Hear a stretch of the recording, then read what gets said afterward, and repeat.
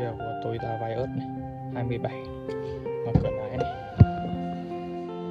cắm chìa khóa vào này, rút ra 2 lần, lại 1 này, 2 để chân 2M này, cắm chìa vào này, rút ra này, rút ra này, cắm chìa vào này,